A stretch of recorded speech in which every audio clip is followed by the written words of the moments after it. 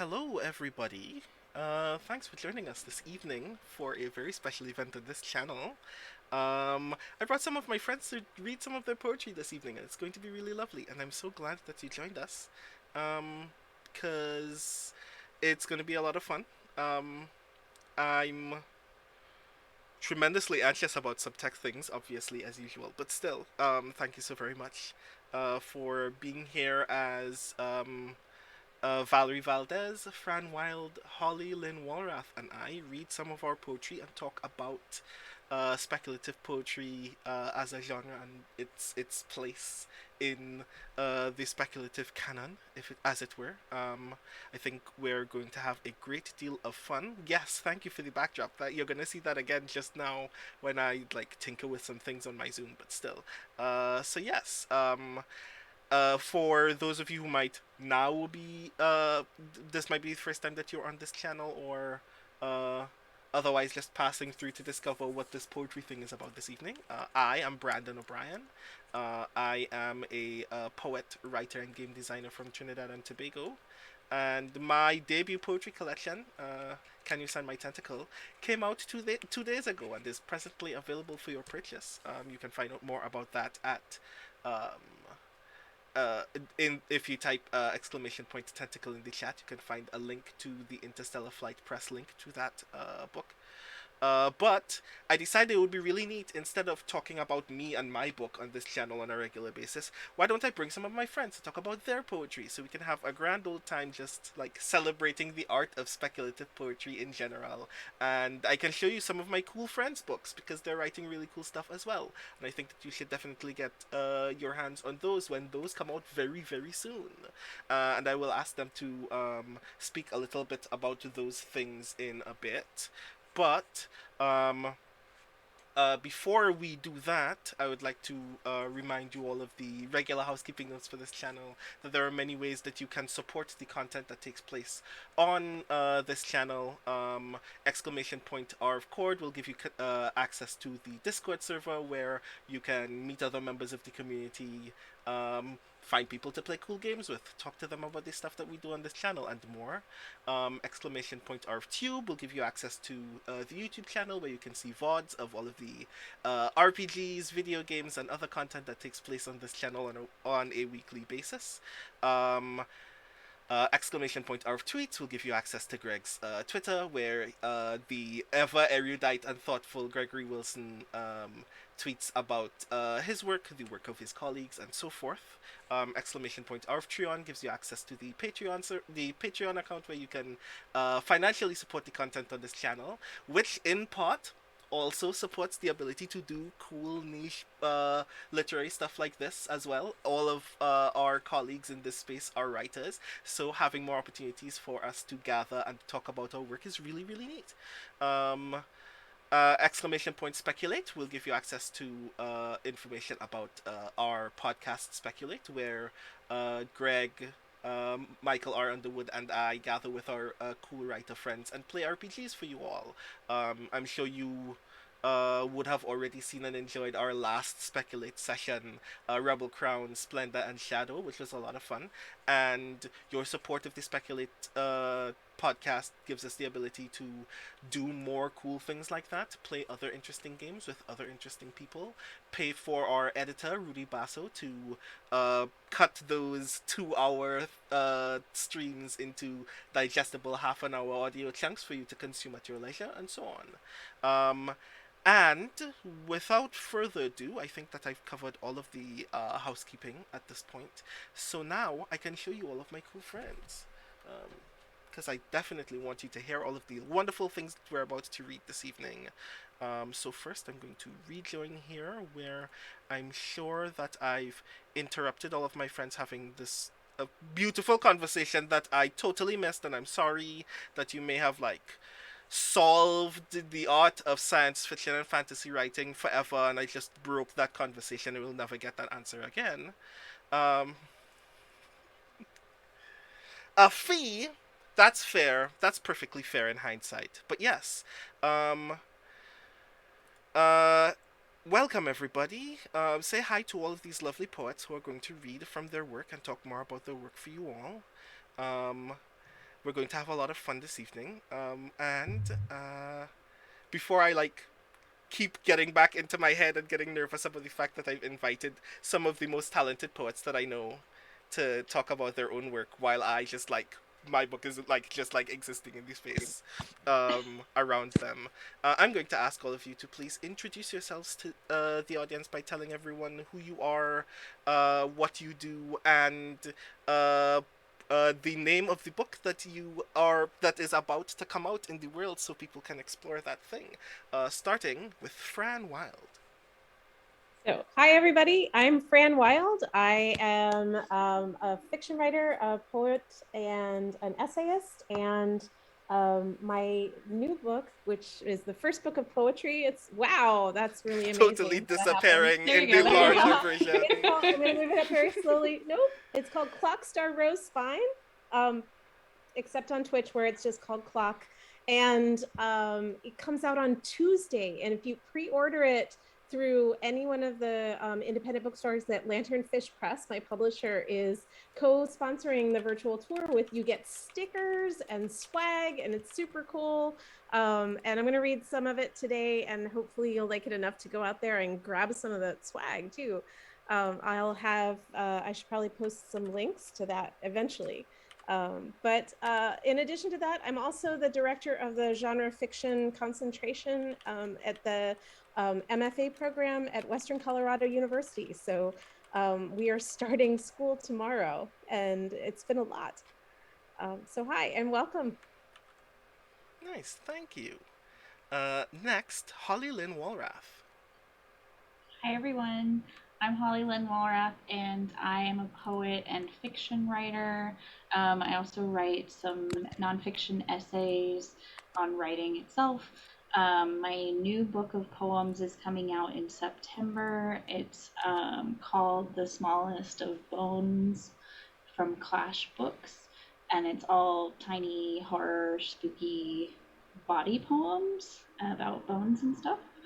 I'm also the managing editor of Interstellar Flight Press, and we're very, very excited to have published Brandon's latest book, Can You Sign My Tentacle, which came out on Friday. So, very excited about that. And last but not least, Valerie Valdes. Hello, I am Valerie Valdes, she, her pronouns. You may remember me from such games as Brandon's Blades in the Dark game that plays on this very channel once a month. I am also a writer. I'm the author of Chilling Effect and Prime Deceptions, two found family space operas, and the third book, Fault Tolerance, will be out next year. I, alas, don't have any poetry books, but you can read my poetry at Uncanny Magazine. And it's so good. It is. It's grand. So before we begin, and while I figure out what's happening with my camera because my camera's been doing a thing, I would like all of you to please begin by letting people hear all of your wonderful poetry. Fran, would you like to read some of the lovely poems that are in Clock Star Rose Spine for us all? Sure. I have pulled out a couple, and Brandon said read for about 10-15 minutes, so I'm gonna do that. Mm-hmm. This first one is the first poem that I published in Uncanny Magazine, but I published it as a short story, and you're gonna see why. It is called You Are 2.3 Meters from Your Destination, and it is a retelling of Orpheus and Eurydice using GPS directions. Commencing route for Orpheus of Thrace. Proceed from Ciconian coast meadows south-southwest to mouth of Eurotas River in Laconia, approximately 800 kilometers. Travel time to waypoint, 7 days at your current speed. Does everybody know the myth of Orpheus and Eurydice? Guy that lost his girlfriend because okay. Head 92 kilometers south to Cape Tanaris, also known as Matapan. Find Tanaris Gate. Recalculating. Find Tanaris Gate. Proceed to route. Pass into Tanaris Gate and proceed to River Styx. A toll is required. Exact change is required. Proceed to route. Descend 5,000 kilometers to throne room. Time to destination unknown. Arriving at throne room. Proceed 5.2 meters to throne. Avoid abyss. Make your request. Receiving new information from satellites. Calculating return trip. Exit throne room. Follow northern path to Vale of Avernus, Cicero, Italy, approximately 6,000 kilometers. Proceed up incline. No turns are permitted on this route. Proceed up incline. You are 500 meters from your destination. No turns are permitted on this route. You are 100 meters from your destination. You are 2.3 meters from your destination. Proceed up, recalculating. Recalculating, proceed to route. Proceed to, no crossing of River Styx is possible at this time. Proceed to route, recalculating. Proceed ahead from River Styx, approximately 5,000 kilometers to the mouth of the Acheron River. Calculating new destination. Proceed 600 kilometers north-northeast through forest to Rhodope Mountains. Time to destination, 5 days to 3 years. Several drinking establishments ahead on left. New route selected. So that one's a fun one to read, but I also did the mapping on Google Maps. So if anyone's interested, I actually calculated it out, which is why it's in kilometers and not in stellis, which several classicists have asked me about over the time. One of the things about Clockstar Rose Spine is it talks about myth and legend as related to self and disability, as well as relationships and art and time and how we relate all of those things together. And so there are several self-portrait sonnets all the way through, and this one's kind of my favorite right now, but they vary. It's called Self-Portrait Edited Out of Photos. Self-portrait edited out of photos. Self-portrait as letters I have not sent. Self-portrait in x-rays. Self-portrait as a series of memes. Self-portrait in 14 lines. Who can summarize themselves in 14 lines? 14 lines is for other people. Self-portrait in grief. Self-portrait with the shoes I bought to feel better. Self-portrait when the shoes do not fit.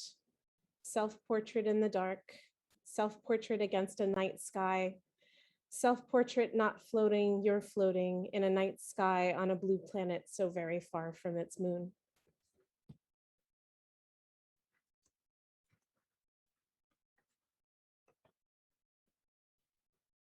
Valerie, do you mind if I read this? He Never Says It Loves You? I mean, everybody has heard that one so much and I feel like it's overdone. Sure. Okay. There's a lot of water in this book as well. The Sea Never Says It Loves You came out in Uncanny magazine. It was nominated for a Riesling and has been in a couple of best of collections that I didn't expect that when I wrote this poem at all, but there are quite a number of different poems in this book about selkies and about the relationship with water and the sea. But this one in particular is pretty much says it all. The sea never says it loves you. You could go to school with the sea. You might pass it in the hall. Maybe it asks you out. Maybe a movie or a dance, the waves curling about your ankles, people looking at you weird. But the water is warm and the salt spray tastes your lips and you say yes. You could marry the sea. Maybe it brings you pearls or bright lights on the horizon blinking red and green and white. A school of dolphins each day at 2 to make you smile, but it never says anything because it is the sea. You could have the ocean's child, a fish pale, seaweed-haired shell that splits you open and spills out, and you can watch everyone turn to catch it while you fall away. You could walk by the sea in all seasons, the season of umbrellas and noise, the season of small dogs barking, the season of strange machinery digging at the shoals, the season of wind moving the water in new ways. In those seasons, the walk will be comforting. The sea is comforting in its strong silences, but you cannot ask the sea to come to you and you cannot tell it what you want, for it is the sea and it never really heard you. when it flooded the gates and overcame everything. And you are bathed in salt spray, wishing that you were water, or that the sea would whisper from a shell the name of the first song you danced to, or say the name it gave you before it swallowed you up.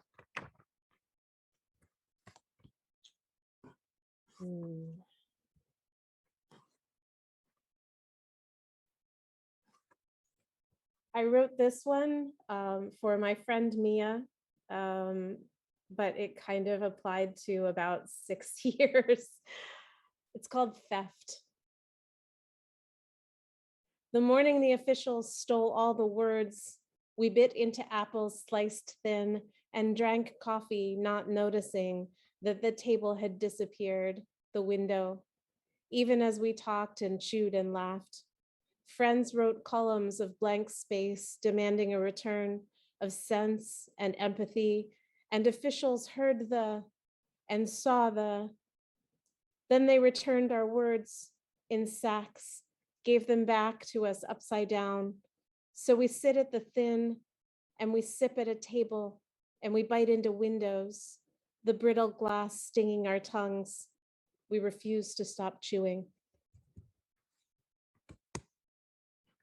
I think I'm going to read one more, and that's it. Maybe two more. This one is, I love orreries, which are the mechanical representations of the universe. And there is a wonderful one called the Rittenhouse Orrery at Princeton, which was made in 1771. And it was captured during the war, and then it was taken back and rebuilt. And I'm fascinated with it, but I'm fascinated with all orreries. So I wrote a poem called Orrery, a universe on a spindle, clockwork stars, hand-turned brass and glass orbit, as gears twirl sun, moon, ring, and shadow to a different kind of time. Even the word does what it says, each R spun around the big O, then a ripple repeating until the Y whips a comet's tail, a wonder of engineering, a vivid mimic. Spool the universe forward or back 1,000 years more. See where planets were and will be according to their maker, how each slides past others elliptical, a family tied at the base, turning now close, now away. Generations move past old collisions, rotate around missing moons and forgotten tugs of gravity, as if the oracle of planets steered us wrong when we stopped looking for each other across the sun's broad sphere and focused on the predictable instead. Above the gears, the sky hides a deeper spin. All our efforts to understand the distances between one planet and the next, one person and the next, are signals passed back and forth, pulses of light half understood as we try to shape meaning from symbols.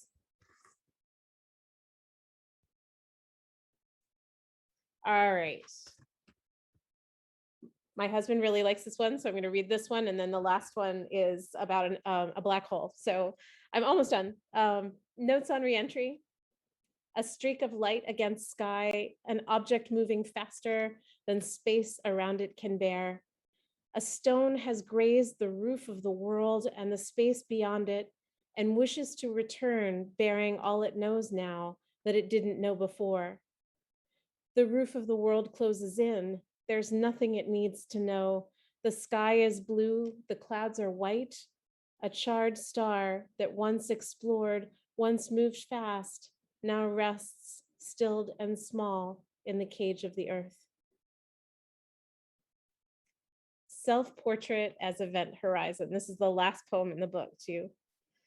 The gravity of any situation, fear's depths, the dark's best monster, a closet of space, eating stars. My heart beats sometimes so full with every failing it collapses, drags everything through physics' needle to a pain-dense point with no exit. Post-collapse, redshift beyond gravity, the stubborn star's pulse still signaling, one beat and then the next. If I survived, what else is out here in the velvet deep? A light winks, curious, beyond the void, and my heart inevitably follows. Thank you so much. Thank you. That was brilliant. Let me just make sure that I'm doing a thing.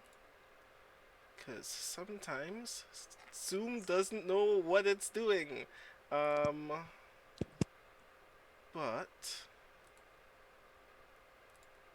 Right, yes. Thank you so very much for that reading. I loved those. You. I've already said a great deal about this book, I'm sure.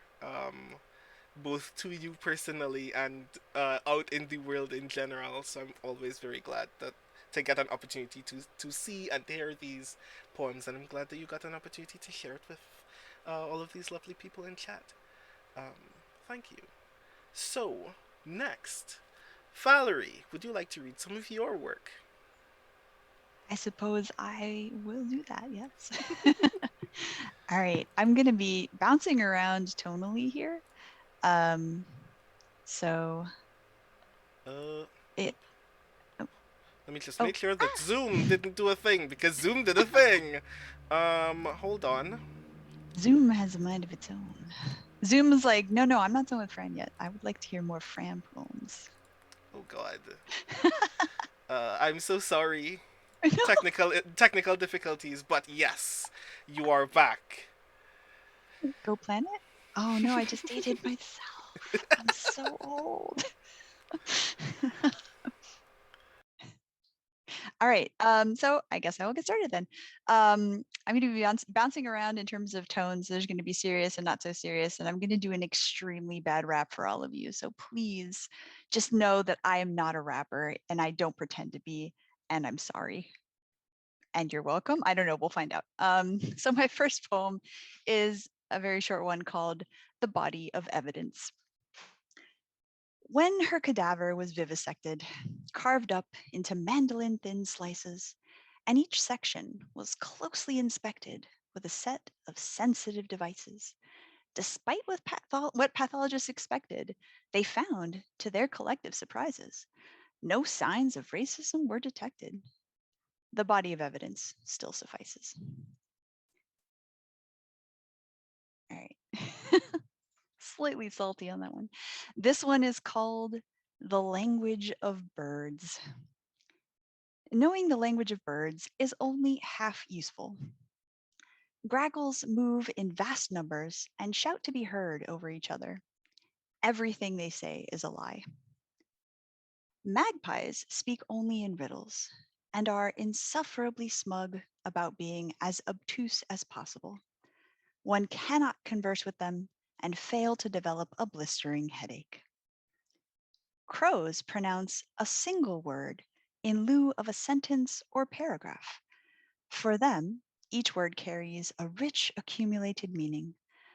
To understand a crow, one must either be a crow or devote oneself to the intense and exhaustive study of their entire history. Parrots had a language once, but it has been lost for ages. Instead, they have the gift of learning any other language they hear, including the language of trees, which is the most useful of all. Hummingbirds are so quiet, you must let them fly directly up to your ear to hear them. But they are also playful and likely to tickle you with their long tongues instead of speaking. Roosters hate you. Yes, all of them. Leave them alone.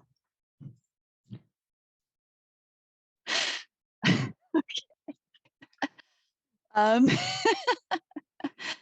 this next one, I think I've read before, but possibly not for the people here. This one is called For the Weary. One day, you simply stop avoiding spindles and spinning wheels and let the inevitable happen. You bleed, you fall, you sleep wrapped in thorns, suffocated by the scent of roses, cruel and cloying as happy endings in a world of curses. Perhaps a savior will come, perhaps not. Time passes around you now, marked by the height of uncut hedges.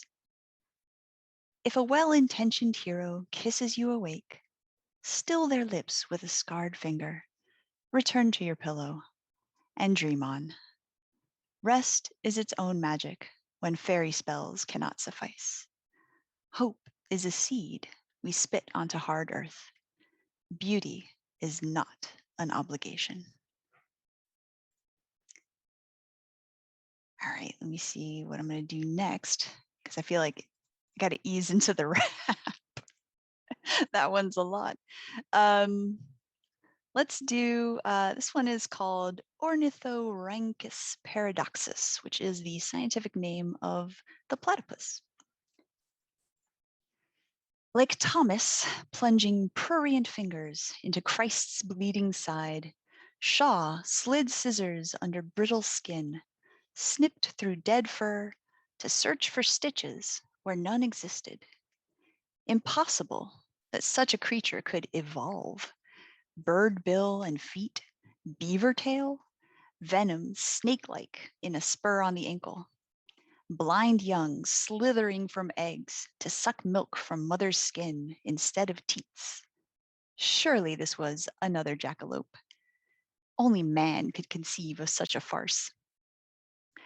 3 centuries later, it still swims, safe now from hunters and tanners, ogled endlessly by scientists who seek some sign from worn and scratched fossil records, playing them forwards and backwards. Listen, hear a secret message from the divinity, soft as a sleek body sliding through water. What can't you believe after seeing this?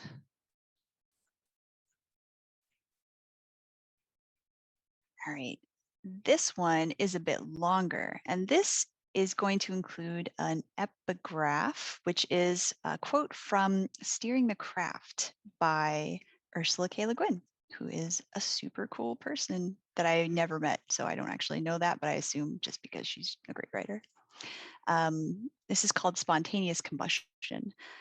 The quality of limitation may attract a writer to the present tense. Its tightly focused beam of attention affords the writer and reader the detachment of visible artifice. It brings the field very close, like a microscope, yet distances by eliminating the surround. It cuts out, minimizes. It keeps the story cool. So that's Ursula's words, not mine. And here's my response. I am cool. You are cool. We are cool. The present is an ice floe, and we float on a sea of reflected stars, impossibly removed from the heat of their fusion. I hang my hand over time's ragged edge, where possibilities float upward like snowflakes falling in reverse. Grasp one, gravity resumes. I walk, you walk.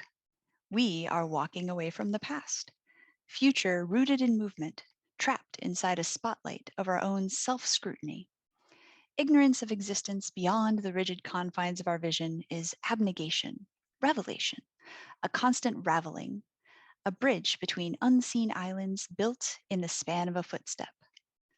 I speak, you speak, we keep speaking, to grasp at the unworded. A thing named can be controlled. Day, hour, minute, second. Rules for a game younger than sunlight on dark skin, moonlight on cresting waves, firelight flickering in caverns.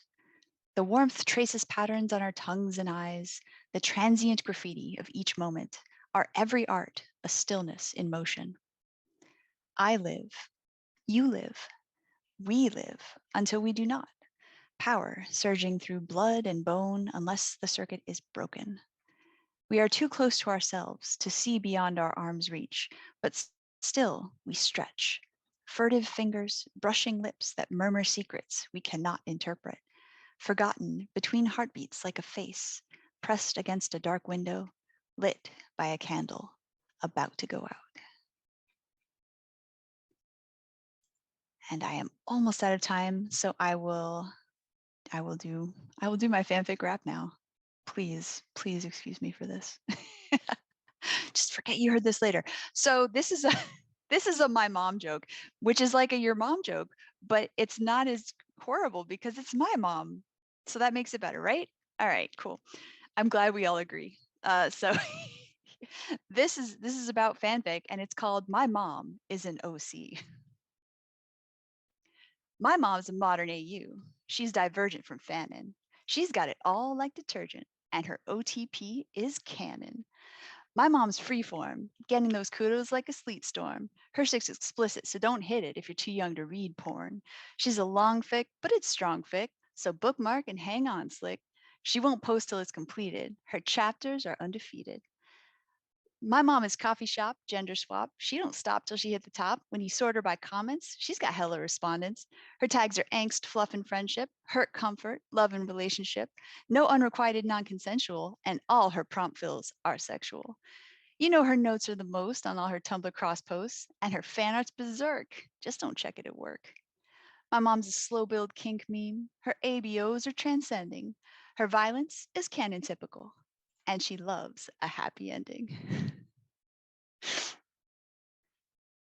All right, I've got two more for you. One is a series of search engine haiku, which I have also read before, but I hope that you enjoy them. And then I've just got one more to go out on. And so please enjoy these search engine haiku. They are not related to each other except by theme. How to make tacos. How to make tacos love you. Taco breakup songs. How much do eyes weigh? Number of eyes in a pound. Jelly recipes. Antique blunderbuss. 18th century pirate costumes. Making treasure maps. How to spot a clone. How to know you're not a clone. Matching overalls. How to time travel. How much is a Ming vase worth? Making things look old. Human social skills. How to make humans like me. Reality shows? All right, and this is my last poem. It is a very short one, and thank you all for listening. This one is called Hope is a Muscle. Sustained strong emotion hollows out your bones like a bird's, leaving you delicate, easier to break under a heavy weight. But what makes a bird fragile also lets it fly. Thank you. Thank you. Those are amazing. I have a lot of feelings all of a sudden. Thank you so very much for reading those. I have a lot of feelings, obviously, about the language of birds because I've met roosters in the wild, and they are not fond of other creatures at They're the all. worst. I mean, they're not geese, but like, nobody talks to geese. Who would? That's terrible. Yeah, they're not geese level, swan level kind of terrorism, but they're No. still very high up there. Geese wake up and choose violence. Yes. Either that or they never sleep. One of the two. But thank you so very much for that. That was amazing. Thank you. Next, Holly, would you like to read from The Smallest of Bones? Always. I would always like to read. That was so good. I'm like, oh, this is awesome. I love doing poetry on a Sunday. So poems. I will start with a couple of poems from my book. The book is broken up into sections, and each section has kind of like a longer poem and then like little shorter poems that come after. So we'll start with this one. Sternum. The sternum is a long, flat bone in the chest. It connects the ribs via cartilage and forms the front of the rib cage, thus protecting the heart, lungs, and major blood vessels from injury. It is shaped like a necktie. Fractures of the sternum are rather rare. They may result from trauma, such as the impact of a steering wheel in a car accident. Some studies reveal that repeated punches or continual beatings, sometimes called breastbone punches to the sternum area, can cause fracture. Dislocation of this bone is rare and is usually caused by severe trauma. The sternum, very loud car going by, sorry. The sternum is also called the breastbone. Hiding our hearts is easy when we have so many bones. You shouldn't love so much. You know, ghosts don't have feelings. I wish I could hurt you the way you hurt me, but my skin is a mask and my fists are flowers. I reach out, but never get a hold on you. You say something about Nietzsche. There's only this for now. Remember me by this. Take it in your hands, warm it with your breath, hold it close before it dies. Condemned women are rare birds. We should study them. I carry my face in my pocket. When I need to, I can become the type of woman you want. This is not a skin, but myself. Digging us out of the sand, he said, this body is camouflage. His hands tensile, slipping under my radar. My heart was sonar. I let pieces of myself orbit this moon. They beg for their bodies back, these women who are poor, and we look down on them. We say, you don't really need that, do you? The most beautiful part of being broke was curled up beside you in the fever, sick with the fear of losing one of us. I don't really care which one of us died first, so long as we did. A man once asked me how I got so thin. I told him I was made of glass. When you're metal, you're either hard or flexible. Those are the two choices. There's nothing in between. You pounded out my body until it was pliable, and then you made it something beautiful. Is your heart breaking to see me? So I'll do one more from that book. Sacrum. Formed by the fusing of the sacral vertebrae, the sacrum is a large triangular bone at the base of the spine. It is situated between the two hard wings of the pelvis. Curved upon itself, the base of the sacrum careens forward. Before the adoption of the word sacrum, the bone was called holy in Greek, Huron ostion, and was used for animal sacrifice.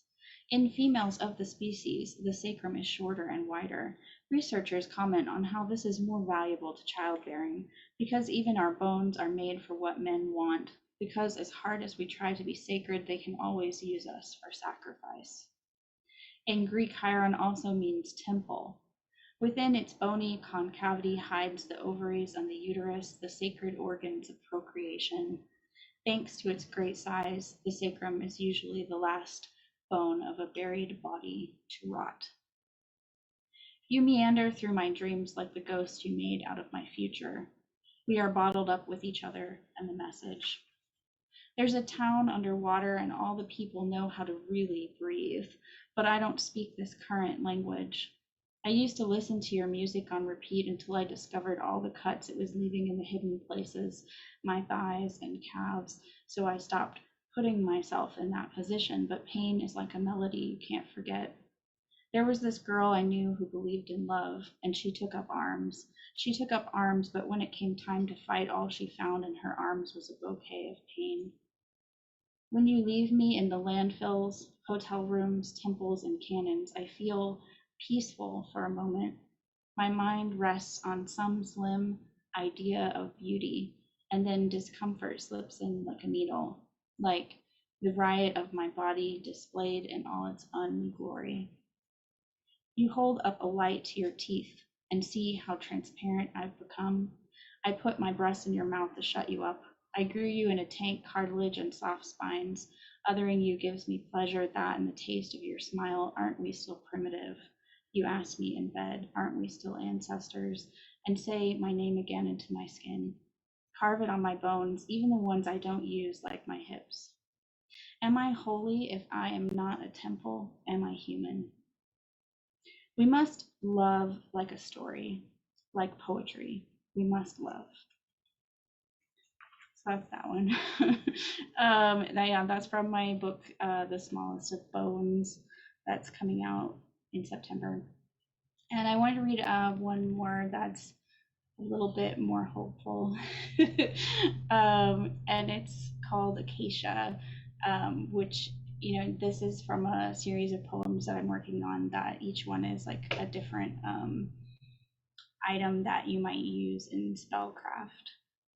And the use for this one is to anoint torches and consecrate hope chests, endows protection as well as psychic and mystical powers. If planted inside a fairy ring, it will bring prosperity to the closest home. If burned, it creates a hypnotic state that is often perilous. I am crafting my worry like it is love, but when you leave me, I feel only hollow. We just need to get through this paycheck and make it to the next, then we can buy you some medicine and stop stealing it off trucks parked by the pharmacy. I send you off to work knowing the tumor is growing in your mind like a bad thought, and I wonder if it will squeeze away all your memories of me and all the time we've had together. Will you forget all the hope we stored in open jars to let rot? Will you forget the songs you used to sing to me before bed, with my knees curled up on your belly and your head touching mine like a lullaby? I don't know. But I send you to work anyway, knowing you might come back empty. If there was a spell to keep you safe, I'd cast it. That one was published in Liminality in 2020. And I'll read another one from 2020. These were all written before 2020, but they feel very accurate to the year. Dear future, it's important that you read this slowly. You'll need words where you are, strong ones that defy argument. You'll be tired of arguing. We were. After the hills crumbled and the oceans dried up, we crawled down to the depths we had never plumbed, the deepest secret places of the earth, and we learned there are no secrets after all. The moon came close to us. When it fell, it was merely a thin slice of white, as we had suspected all along. It got stuck on a skyscraper for just a moment before flattening the city. You arrived before we could get 8 hours of sleep a night or finish our to-do lists. We craved you like Vicodin, your budding pink starlight apocalypses. There are so many beautiful moments we let go wrong. We were so certain. Did you know while you waited wherever you came from, how silent we could be as we lay down before you? Did you know yourself even then? At least we have this to leave you. Look, we don't have any good advice, just to say that we're sorry. It's important to apologize to people you've harmed. Say yes a lot, but say no when you need to. Eat organic. Give more than you take. We realize these are platitudes, but there's always a little kernel of truth in the words of the past, isn't there? We hope you found an answer to the questions you never knew to ask. These were crimes committed for you in your name. Don't keep our monuments. We don't want them anymore. Love, your past.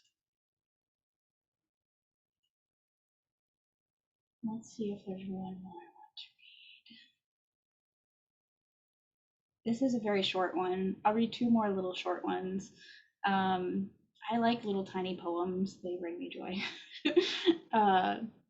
This one was published in Analog, and it is called Yes, Antimatter is Real. In theory, a particle and its antiparticle have the same mass. This is not like the thinness of your shadow, nor is it like love.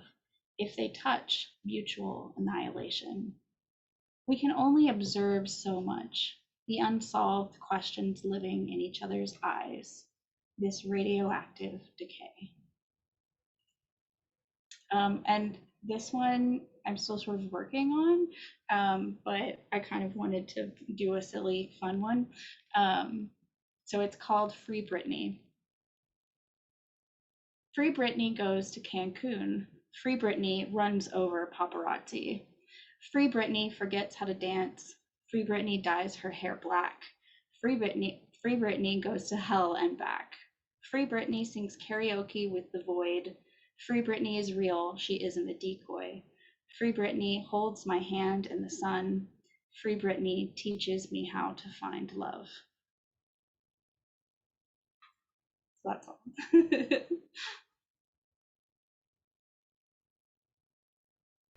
Thank you so very much for that. I adore those so much.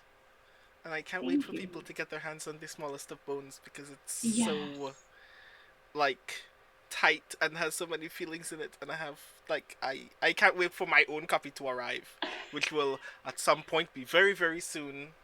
Hopefully. Grumble, Yes. grumble, grumble. Postal service, but still, Stupid thank you postal so very service. much. Thank Um, you. so everybody else read, so I guess that means it's my turn to read or something. I don't know. Nah. So I'm going to read some things for you now. if Zoom can stop doing a thing, Zoom did the thing again. Hold on. Zoom, why? What's happening, Zoom?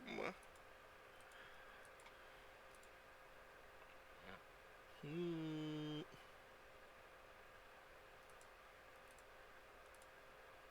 Okay. Are you going to chill out now, Zoom? Are we? Do we have an understanding? Okay, cool. Um, cool. So, I'm going to read some poems from my collection. Can you send my tentacle? Um, for those who do not know, a great deal of the poems in this collection are responses to the work of a very a, a science fiction writer that a handful of people might know. Um, his name is H.P. Lovecraft, I believe. He wrote some stuff that people do enjoy. Um, and I was like drawn almost comically to the idea of asking like a really silly question about Lovecraft and Lovecraft's work, mainly how funny it would be if instead of these grand and unknowable creatures who tend to not care about human affairs, were the kinds of things that like would uh, undo our very fragile mental egos very easily. What if they just spent some of their time just asking black entertainers for their autographs instead? And that was the only thing that we cared about or recognized in that moment. Um, and that led me to write a series of poems for fun that before I submitted them to Interstellar Flight Press, I had no imagining in my head whatsoever that anybody would ever actually see them or value them. And then Holly proved me wrong. So now they exist in a book for you all to read.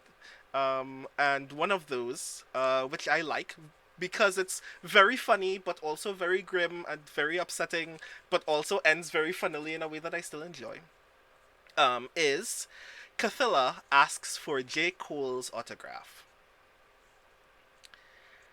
Ask a creature of contradiction and unfathomable mathematics about the paradox of how does a man better himself in the same sentence he uses bitch, preceding praise for promiscuity. Maybe you're only saved from the mayhem by thinking from the basement. Cole slides out the front of a Bentley. Rented. True power is spending money on transient glamour. And their eyes meet in the meat of the avenue. He ain't headed nowhere in particular. She's in the area for him. You can hear bluebirds somewhere. She can still unravel the fact that he says the word bitch 8 times in the first 5 minutes of meeting. 2 of those times, he whines awake that he should stop, but they aren't even the last 2 times. She doesn't care. If anyone needs rescue last, it's her. She smiles at every scratch of wit, asks coquettish for an autograph, a pic for the gram. He takes a blue Sharpie to her chest, barely smiles into the camera. Someone shouts across the street that she should stay away from him. He waves the shout off as haterade, as the girl god distends her jaw. Don't save her.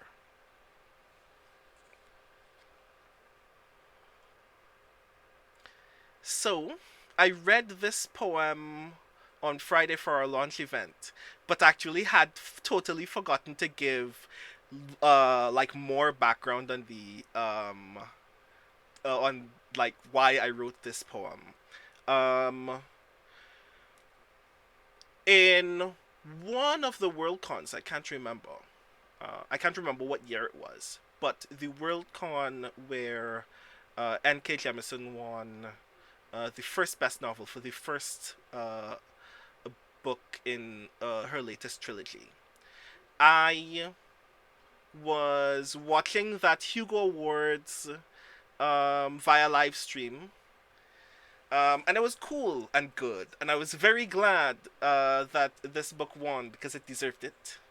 And while it happened, while um, like just as the announcement had been made, someone with a guest account username in the chat of that live stream gets really, really mad because he, and yes, I'm confidently assuming that it's a he, seemed really convinced that the only reason N.K. Jemisin won a Hugo is because she's a black woman.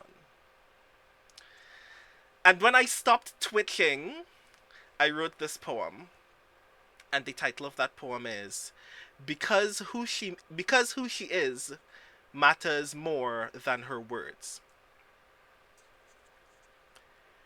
There is a wolf prowling in the stalks outside a black woman's Twitter profile, gnawing at the bark of unsheathed pencils and waiting to leap at an unsuspecting neck. Moonlight strikes the head of a rocket statue to trigger the pack. They howl and scrape at the spines of scary galleys with names they gutturally mispronounce for fun. But the heroine of this story just takes her first draft and rolls it up, throws the dusk to dawn lights on outside the house that knows itself, and swats some of the tykes on their noses till they scatter. Her neighbor puts up a warning. The residents here ain't the ones. The next HOA meeting makes a fence of bodies, gathers its own nets, immunizes its own from fatal ideas, puts buckshot in the barrels of their fountain pens. We will hear about another pack before day even breaks, best believe, but even our kids will know. Will put pebbles in their slingshots as warning. They will tell stories in the cafeteria about how their mothers were good with the blades of pens, how they learned how to hold one early, how nobody could ever tell them nothing about who they were. And one night, when harvest night calls for starving wolves, those children will reach for their mother's weapons and cast light like there is no night.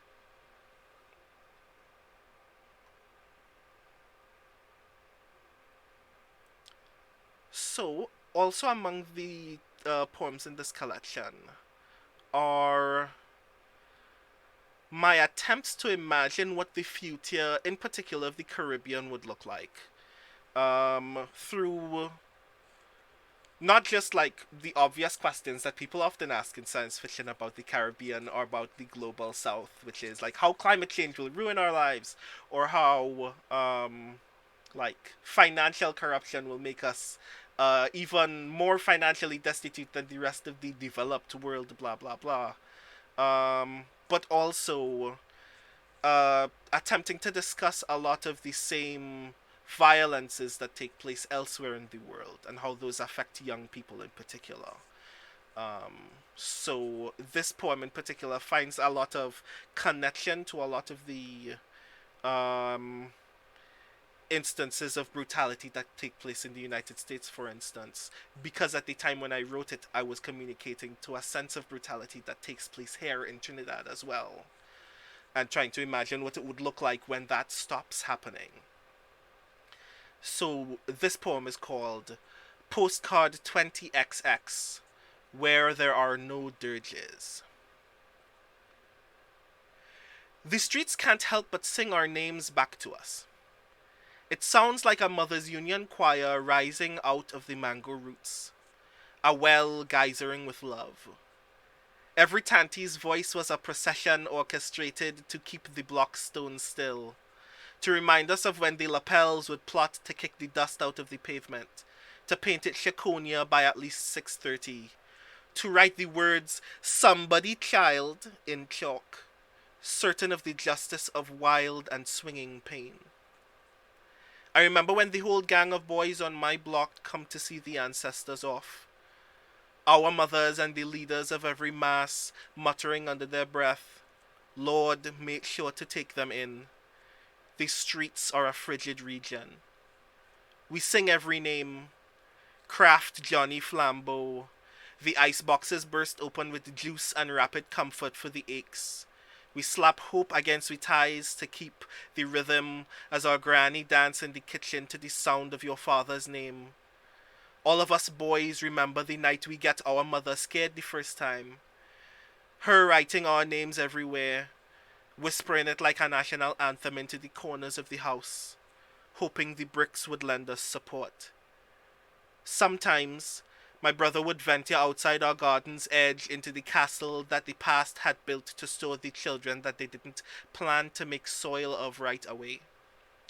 We would stare at it for hours, try to pull loose bricks out, hoping he would destabilize the wall.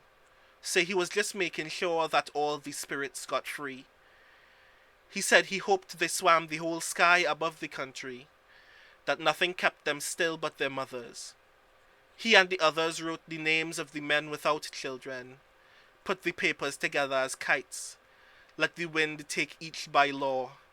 Every evening he found a new one, gazette paper abiding. He would make sure the evening got all its forsaken citizens before our mother called us back in for dinner. And he'd eat like for all the history's harms done. He let some names live forever, in our mother's way. And the very last poem that I will read is a poem that, when I wrote it the first time, I had written it for exactly one friend of mine. A friend that I met at a Worldcon. Their name is Leo. And after I'd written it and read it to him the first time, it just kind of dawned on me, hey, I'm actually writing this for everybody that I've ever met. Every person that I know who is living in a space that is not mine, and in our present kind of like several years long ache of frustration and a longing for safety, that I'm wishing this for all of them. And it didn't dawn on me until I had finished writing that poem.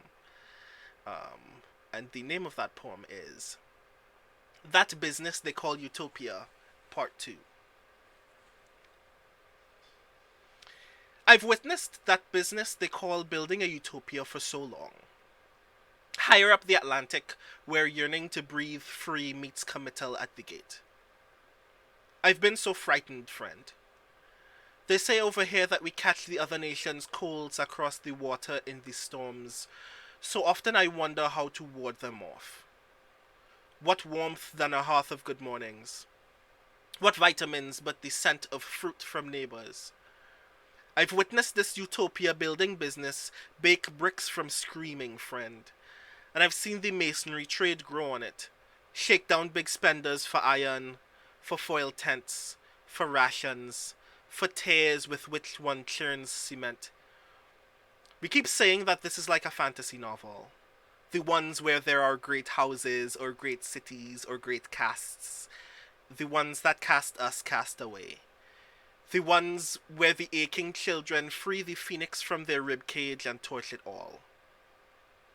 We keep saying it's a poorly written one. Because look at the dialogue.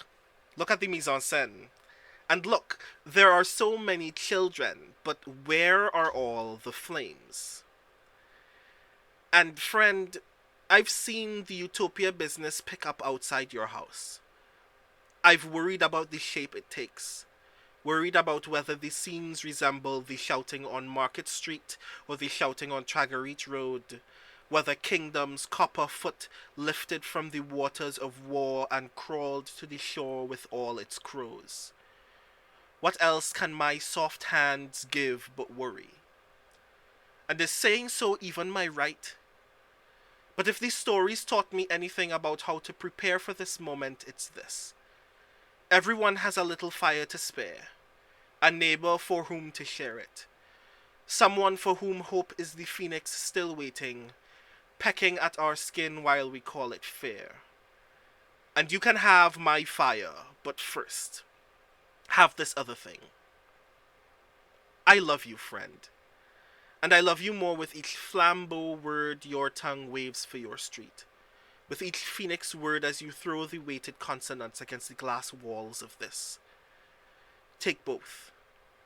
The stories say when we can spare just those, one beside one, two beside two, there's no wickedness our clasped hands can't split. Even when beside is an island in the other direction, where you cannot hear my heartbird crying out to yours, be safe, but burn those bastards' pillars down. And it sings. It sings the song the poems say it would sing. For you, friend. You. And that's me. I've done the thing. I've read. Thank you so very much. This is the second time that I'm reading aloud from this collection, and it still doesn't feel any, like, less nerve-wracking all of a sudden, but still. So thank you. So, now that we've all shared from our work, I'd like so very much to, like, talk about poetry with you all. Because you're all very rad, and I wish that we could all share space, but we can't. So we're going to share space digitally right now. And I guess one of the very first questions that I would very much love to ask, one of those like softball interview questions that you would probably get at a panel at an actual convention, but still, is how did you get into poetry in the first place? Like before it even became speculative, before you actually became published, what was the thing that got you into poetry as a thing that you wanted to try to write or wanted to read more of? And I'll ask Val first. Valerie. Oh my goodness. Are we gonna switch back to the other mode now, or are we gonna stay in the speaker mode or whatever? I'm just wondering. we should all be together as one like small clump of heads at this point. We should have returned to gallery view unless Zoom is doing a thing. Please tell me Zoom is not doing a thing. Please Zoom, No, please behave. it looks good on Twitch. Okay, cool. Right. Don't touch anything. Just leave it alone. I'm going to be really embarrassing, I guess, and say that I started writing poetry when I was like 9. It was definitely, I started writing fiction first, hilariously, but poetry, it was 4th grade, and the teacher was like, now we're going to write poems. And I was like, cool. And then I wrote like 4 of them and went back to show her after school, and she was, poor thing, still harried at her desk upstairs, had not gone home yet. She was grading stuff. And I was like, look at my poems. She was like, oh, it's wonderful. And then, in retrospect, I'm very sad for her that I did that. Oh. But it just never stopped. I just kept writing them forever. And here we are. Nice. Fran, what about you? Like Valerie, there is in the elementary school newspaper a very vehement defense of how much fun we're going to have during winter from me. It is 4 lines long and it's very serious, and I wrote it in 2nd grade. I've always written poetry. I did sort of the traditional poetry route. I worked on the literary magazine in high school. I did the literary magazine in college along with the newspaper and everything. I studied with some brilliant writers all the way through. I was lucky enough to take classes with Rita Dove and Charles Wright, and then I went on and got my MFA in poetry. All the while, this was the cloak of legitimacy for the fact that I was trying to write science fiction and fantasy in the background, but I didn't want anyone to know. And I felt like those 2 worlds had to be separate the entire time. I was like, oh yes, this is completely me. I'm just writing this random poem about angels on the head of a pin. And everybody's like, that's very unusual for this. But I found a group of writers that really encouraged me to be myself. And I'm so grateful to them. I'm still friends with them. This was at the MFA. When I finished my MFA, I taught poetry for a long time as well. So I came to poetry in a very traditional way. And it's hilarious because then when I started writing flash fiction, I realized that that's actually poetry as well. It's using the same weight of each word to do the work over and over again in a way that allows you to tell a big story in very small space. and I loved it and I wouldn't let it go. And then somebody gave me money for those flash fiction things, and I was gone. I was just gone with that, and I started writing bigger and more. And I put the manuscript down kind of officially when my husband went back to school to get his PhD, because I needed to focus on work. And poetry is kind of, they happen very fast, and then it goes very slow. And so the work came first at that point, and I came back to writing poems in 2015 or 2016 very seriously, but they were much changed at that point. They were filled with monsters and anger and disagreement. And the thing was that my poems when I was in my MFA were very much poems formed the way I thought people wanted me to write poems. And my poetry now is absolutely not that. It is the poetry that I want to write and that I enjoy reading. It's that some of these are so much, and I think that you heard that in all of our readings, as we were reading things that were fun for us to write or fun for us to read, or that really expressed something in a way that was vivid for us as well as for the audience who heard them. And I love that. So I think I answered the question in typical panel form by not answering the question at all. You did, in fact, answer the question, Fran. Trust me. But Holly, what about you?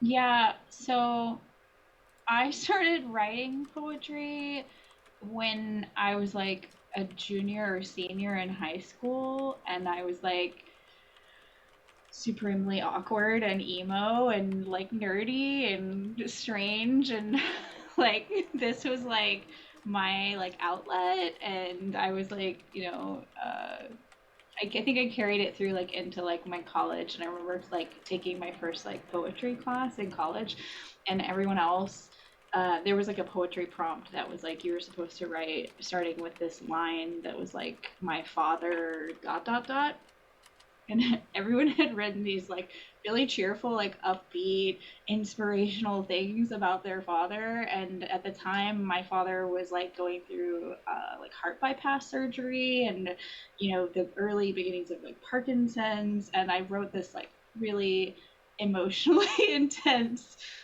dark poem about that. And the teacher was like, "You need to be a poet." And I was like, okay, thanks. And I guess I never stopped writing since then. I had like a break where I kind of had convinced myself from reading way too many uh, successful male poets in college that like I needed to like go have a life or something and then write more poems. And so I had a break where I had to like go work and do life things, but when I came back to writing more seriously, I fell into like figured out there was speculative poetry, and that was the thing that I was like, this is it. This is what I'm gonna do forever. Is write these poems, because like I don't even care if they get published.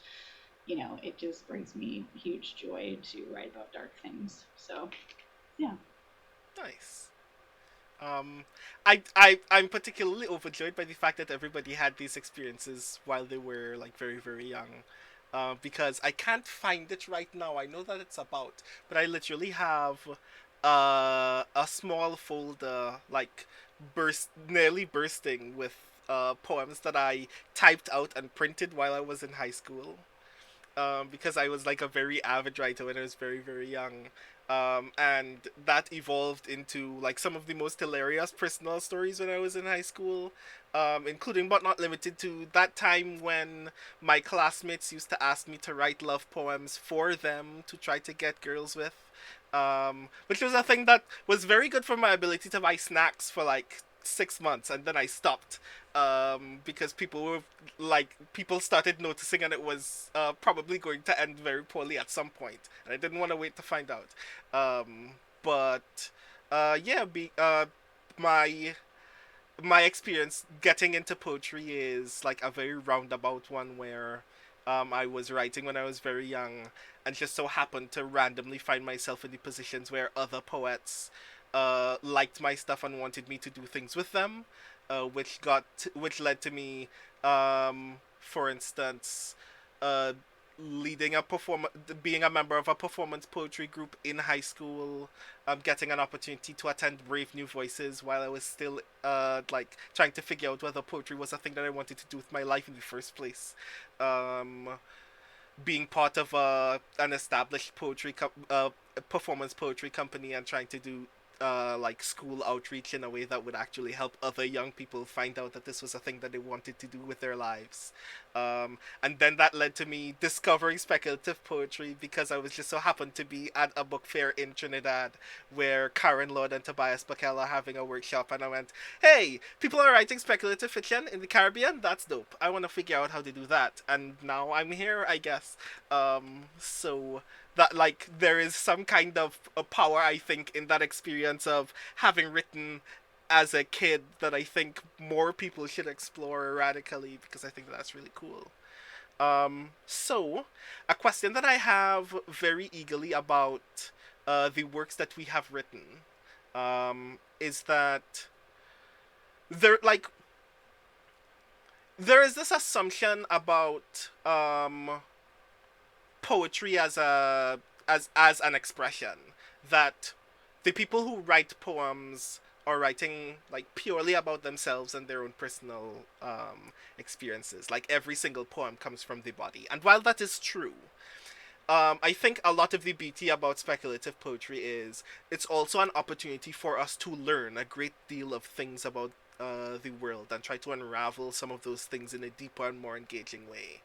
And as a result, the question that emerges to me all of a sudden is, what was the most interesting thing that you discovered in the process of writing the poems in your collections? And for Valerie, that would also mean the poems that are presently uh, in front of you now, the poems that you're presently engaging with.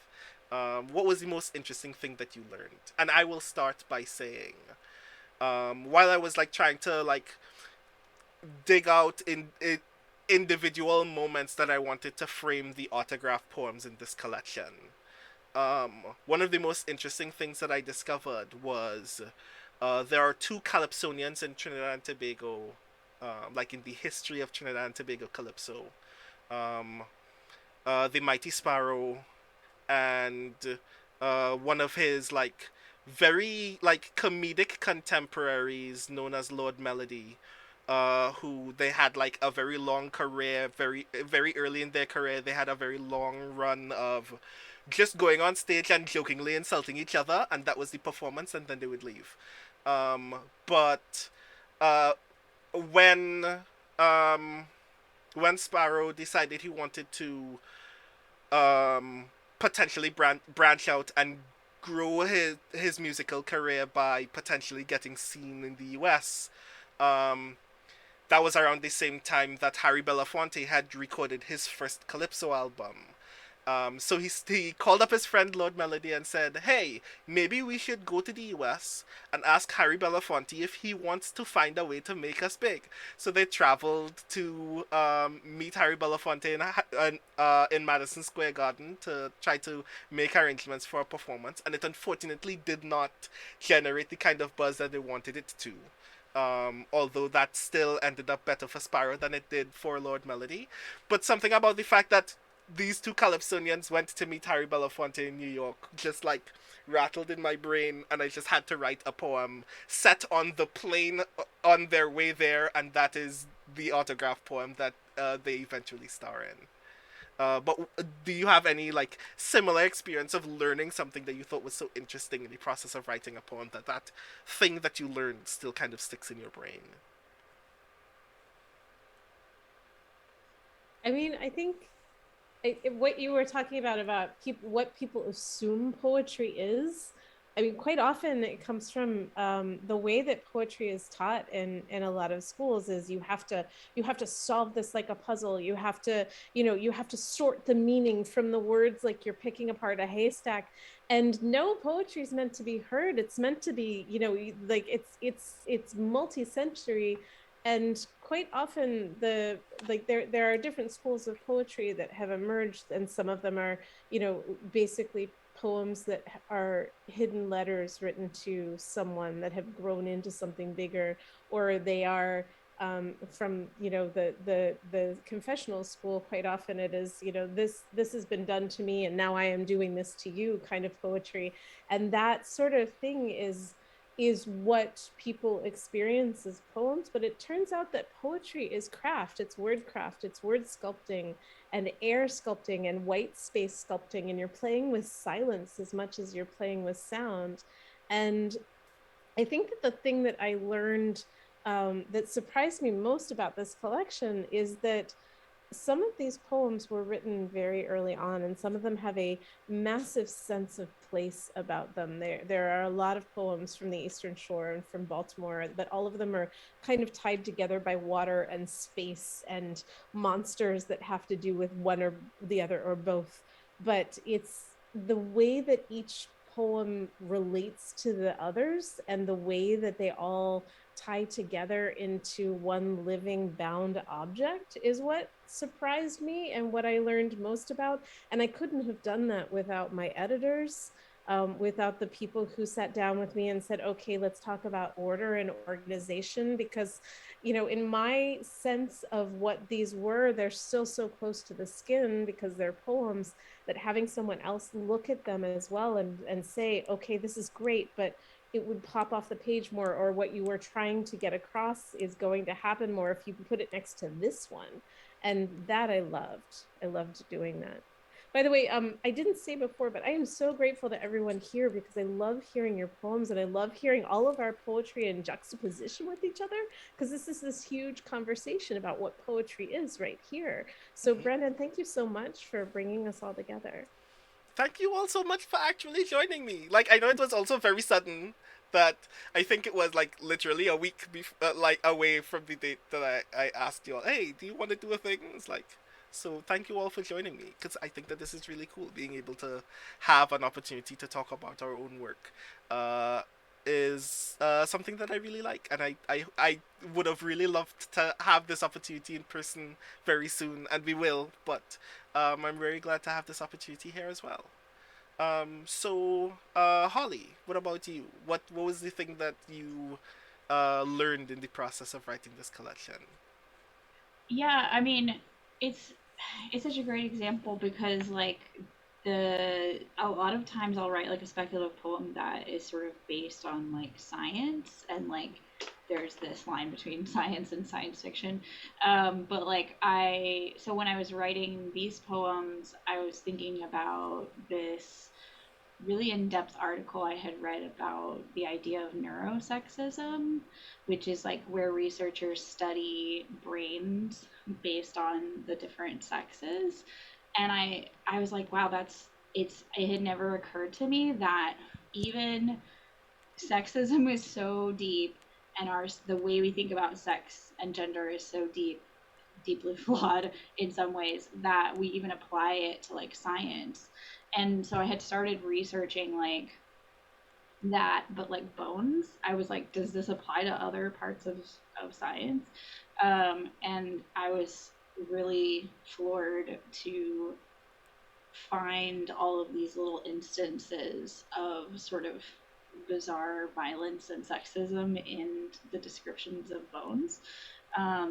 Like the beginning poems in the book, a lot of those draw on like old anatomy books that I had like picked up and read, just kind of like looking for like details about these bones, and just like the history of how we talk about bones in regards to sex differences. Like the idea that the sacrum was a temple because it's associated with the womb and a woman's body in that way. But it's interesting because it's also like a book that is like deeply about my own body and my own struggles with the body and my own struggles with gender and gender, presentation. And so like those two things feel weirdly related to me in some way. I think it's funny that we're talking about them combined. Because in some way, like I'm crafting a narrative when I'm writing a poem where the speaker is not I, but I am still the speaker. And I don't quite understand that space yet.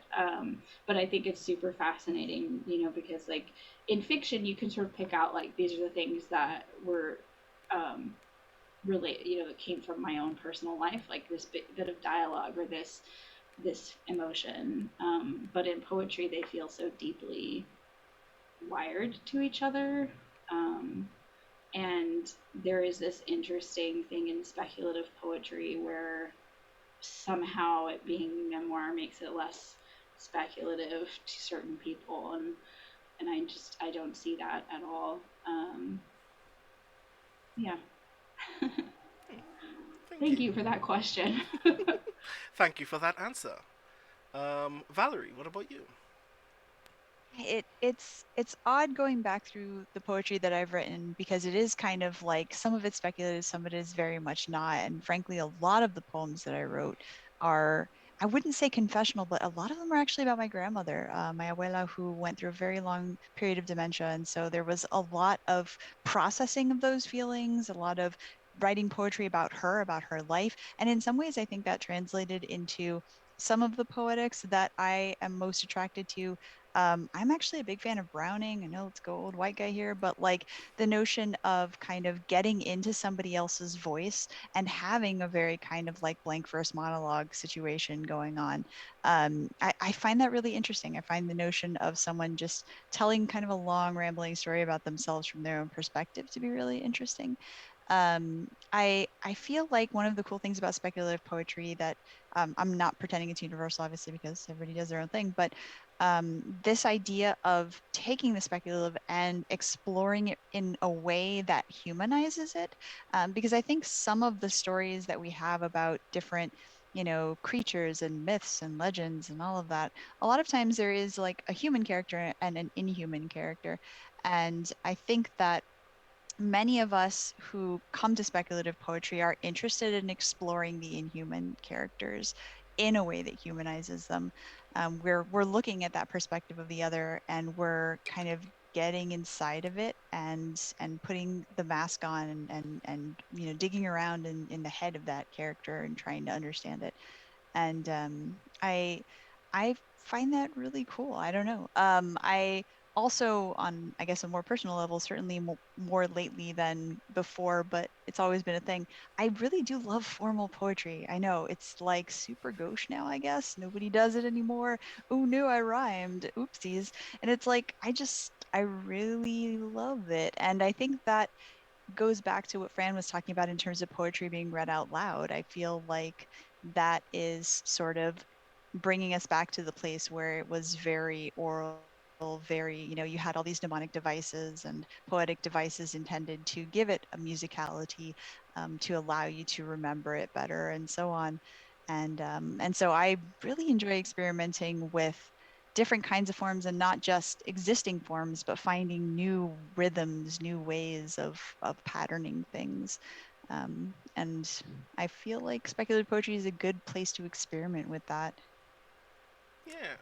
I like a thing just kind of struck in my heart though when you mentioned formal poetry, because I personally am a big fan of writing in form. I mean, two of my poems on Uncanny Magazine are elegies. So like I love a good form. And I One of mine's also a sonnet.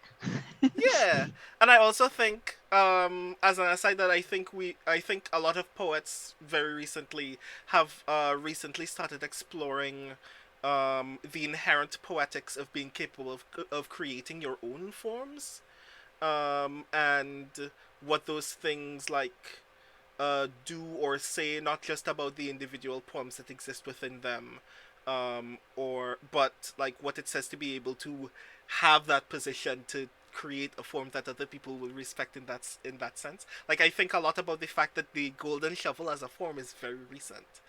But it's very radical because it is recent, because it gives us the opportunity to reshape the things that we've already discovered in ways that unlock things about those statements or the way that we interpret them. But also the fact that it is recent means that we have our own capacity to have um, like the ability to critically shape what poetry looks like, and that other people will at some point consider that historical, and that the things that we make right now in 2021 will become gauche at some point, but they will become really rad now. Is really cool, and I think It about is that a really lot. cool. Yeah. I see a question in the chat by Arvan Elrond. They might be new to this channel, I think. Thank you, Greg, for this wonderful question. I'm curious if the poets have a sense of the performance while they're writing. Do they conceive of the poem as having an audience beyond themselves who they expect to listen to the poems and not just read? What are your thoughts on that? Maybe not in drafting, sometimes in revising.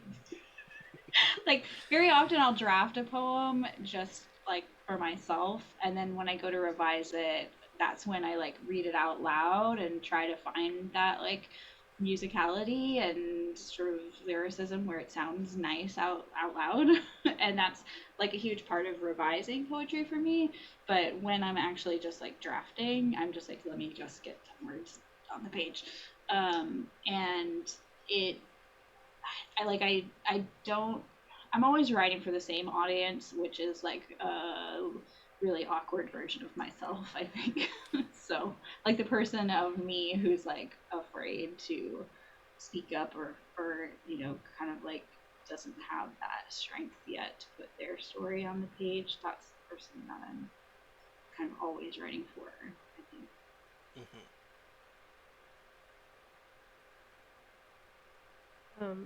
I think definitely with certain poems, some poems I write are meant to be spoken. They are direct addresses, and some are much more like you are 2.3 meters from your destination is meant to be said out loud. And somebody asked me once, well, what else are you going to do that way? And I was like, no, that joke only works once. That's not it's not a thing. But it works better out loud than on the page, and there are a few others that do that too. And I'm because I've been reading in public for a long time. I think I do often think about what will this sound like or look like for an audience. I think Valerie though should answer this one, and then I'm unfortunately going to have to run right after this. But I think I want to hear Valerie's answer because Valerie is the one that does the Right. rap. Yes. So. Oh God, no! I'm sorry. Like I said, I am not a rapper. You I had us very fooled, much. though. Well, Yeah. good. Then, good job, me. That Dunning Kruger. Anyway, I definitely. This is gonna sound really weird. I can't read my own stuff out loud to myself. I hate it. I can't listen to my own voice. I will not rewatch this. It came out of me, and I hope you enjoyed it. And I will never go back. I can't. It paralyzes me. It's very weird. I just have extreme anxiety. I'm like a little. I'm like 4 chihuahuas in a trench coat. So, but in my head, because of that and deep embarrassment, I have cultivated a rich inner voice that I use to when I am reading stuff. I reread it and I do listen to it in my head. And so my interest in the formal stuff, that's part of it, right? Is that I want to hear a very particular rhythm. There was a poem that I didn't read today because I still keep thinking it's probably actually a song. Like it's not, you know, the images aren't strong enough and the things are not, it's not enough of a poem to be a poem. It's a song and it needs music and it needs a chorus and it needs to be experienced that way. And so having that kind of weird self-knowledge about how you come at things, I think is really useful.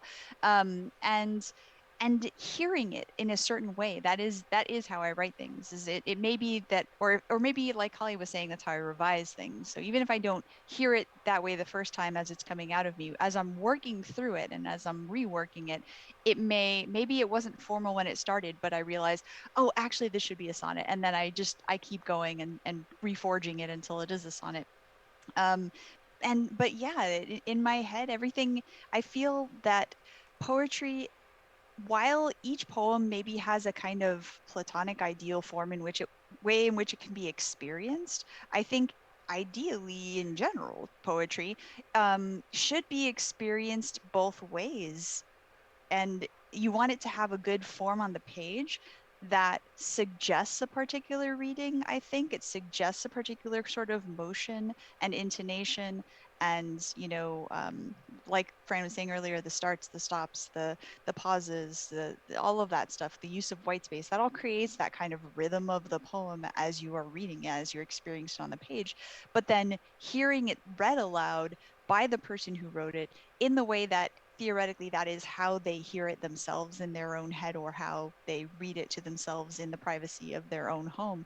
I think it's just two fundamentally different experiences, almost like a book and its adaptation into a movie or something like that. And yet it's as if the movie was adapted by the person who wrote the book into their perfect like form of the thing.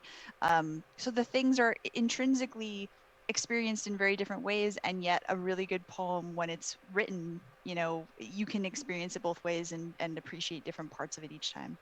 I hope that made any sense. It does, definitely. Thank you. So, as I'm now noticing, because I guess I just loved hearing everybody speak so long that I didn't actually notice what time it was. So unfortunately, we are in fact out of time, which sucks because I still want to talk to you all for so long. Because I have so many feelings about all of your work, but um, Maybe we can do unfortunately, this again sometime. I would love that very much. I do want Um, to hear your answer, Brandon.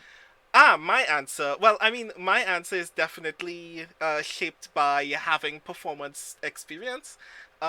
Because every time I write a poem, I am consistently thinking about like the ways in which it will be perceived and how people are going to like accept it. And it's also shaped by the fact that I am not living in the U.S., where a lot of Americans will be the people who will almost often be the people who get that poem first. Um, so I'm constantly thinking about things like, am I going to write this? What am I going to write this in the vernacular English that I speak at home, or I'm going to write it in a more standardized form of English? Um, uh, like, am I writing primarily in the kind of mode that I would when I'm writing something primarily to be performed, or am I trying to aim for it to be imagined for publication first? And what changes about it whenever I need to translate it into that other thing for someone else? So like I go through that all the time. Like I'm pretty sure I can like point at a poem in my collection and tell you exactly what age range it's for, which is probably very bad. But because I'm accustomed performing in front of young children, for instance, or because I'm accustomed performing in Trinidad, for instance, those kinds of things like kind of just naturally come out of the process of writing. But I don't let it like affect my ability to do those, to like take those things out of those spaces. It just means that I'm aware that it requires a kind of effort to be in a space that I hadn't thought about before, and that I need to prepare as a result for that effort. But I'm always excited to do that. Like the postcard 20XX poems in Can You Send My Tentacle are written primarily in Trinidad and Tobago vernacular English. But best believe if I go to a Worldcon, I'm gonna read it. And if you don't understand, I'll tell them exactly what Marlon James said about A Brief History of Seven Killings when I asked him at the Boca Slick Fest. If you don't get patois, I don't give refunds. Um, because like ultimately the thing that I value the most is because we can think very deeply about performance and voice as an element of poetry, I will always push myself to um, put forward that level of awareness of voice whenever I read, especially for people who are not me, because I want those people to put in the effort to hear me, not just when I am a poet, but when I'm not.